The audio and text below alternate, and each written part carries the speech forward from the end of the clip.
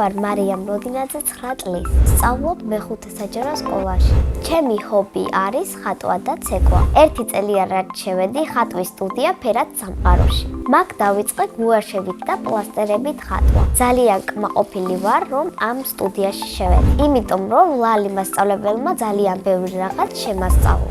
უკეთესად ვერ ხატავდი გოგონას, მაგრამ რაც შევედი, ამის შემდეგ ძალიან კარგად ვხატავ ყველა. ყველაზე ხშირად ვხატავ ბუნების საყვარელს.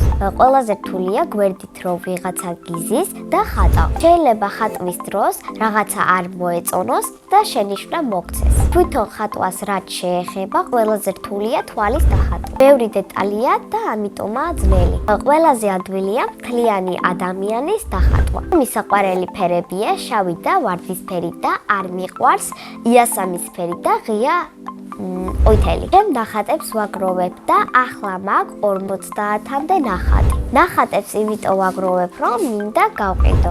ყველაზე ხშირად ნახატებს ჩუქნი დედიკოს. მეც მიყვარს საჩუქრებს რომ ჩუქნიან. ამ ბოლოს რაც მახსენდება, ჩემმა დამ მაჩუქა ლამაზი ტანსაცმელი. თოვლის ბაბუასაც სულ მოაქვს საჩუქრები. შარშან მაგალითად მაჩუქა წიგნი და რბილი თოჯინა. წელს მინდა მაჩუქოს რამე საინტერესო წიგნი. კითხვა მიყვარს და ჩემი საყვარელი წიგნია ჩარლი და შოკოლადის ქარხანა. ჩემი სკოლა იმიტომ მიყვარს, რომ კარგი კლასელები მყავს, კარგი მასწავლებელი და კარგი გარემო. ჩემ კლასში ყველაზე მხიარულია დათო დავითაძე, ყველაზე ცელქია ავთო მამულაძე, ყველაზე ჭკვიანია ბარბარე მსახურაძე, ყველაზე მშვიდია ნია დავითაძე. 2 ნია დავითაძე ყავს და მე ვიგულისხმე დიდი ნია დავითაძე. მე ვარ ყველაზე პრანჭია, ჭკვიანი, ზრდილობიანი და კეთილი. ჩემი საყვარელი საგანია ქართული. საყვარელი მასწავლებელია მაყვალა ქათამაძე. ის არის ჭკვიანი, ზრდილობიანი, საყვარელი, ყოველთვის გვეხუტება და ასე შემდეგ. ჩემი სკოლის დირექტორს არ ვიცნობ, მაგრამ ამბობენ, რომ კარგი კაცია. რომ გავიზრდები, მინდა გამოვიდე დიზაინერი. ბავშვობაში მინდოდა გამოსულიყავი ზღაპრის გმირი პრინცესა ელზა. ახლა მინდა ვიყო 17 წლის, იმიტომ რომ ვიქნები დამოუკიდებელი. უნივერსიტეტში წავალ, ვიქნები დასრული, მეგობრებთან ბევრ დროს გავატარებ და უფრო ჭკვიანიც ვიქნები. მე ძალიან მიყვარს TikTok-ის ცეკვები და ძალიან ბევრს ცეკვავ. ვუყურებდი TikTok-ებს და ძალიან მომწონდა TikTok-ის ცეკვები. ამის შემდეგ ძალიან კარგად ცეკვავ მე და ჩემი დები ძალიან მოფასია. განსაკუთრებით მომწონს ფრანგული განდაგანი. ფრანგულად მღერიან და ქართული ცეკვა. ჩემი საყვარელი ცეკვა აჭარული. აჭარულიდან საყვარელი ილეთია ეს. გავკეთო?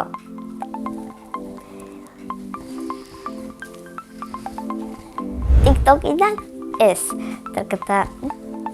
და ლიონ.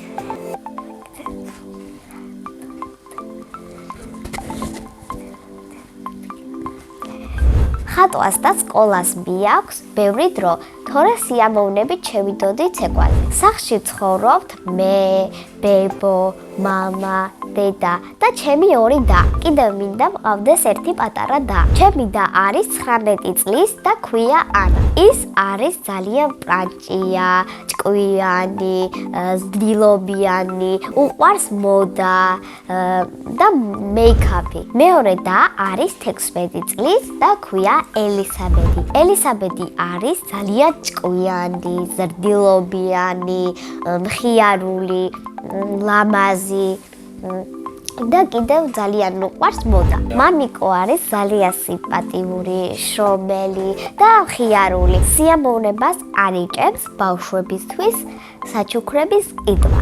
ძალიან უყვარს დედიკო. ასე იმიტომ მგონია, რომ ტკბილ სიტყვებს ეუბნება. დედიკო არის ლამაზი, კეთილი, ჭკვიანი და ასე შემდეგ. მიყვარს მულტფილმების ყურება და ჩემი საყვარელი მულტფილმია ბარბი და ფიფქია. ჯადოსნური ჯოხი რომ მქონდეს, ბოროტ ადამიანებს გადავაქცევდი კეთილად. სამოგზაუროდ სიამოვნებით წავიდოდი ესპანეთში, საფრანგეთში და იტალიაში. ყვავილებიდან მე ვგავარ ბარდს. ასე იმიტომ მგონია, რომ ორივე ერთმანეთზე ლამაზები ვართ.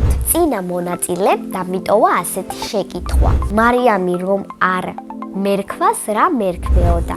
ჩემი აზრით მერქმეოდა თამარი, თამარ მეფესავი. შემდეგ მონაწილეს ვუტოვებ ასეთ შეკითხვას. რა არის მისი ოცნების საჩუქარი? ბედნიერება არის სიკეთის გაკეთება, მეგობრებთან ყოფნა და დედიკოსთან ჩახუტება.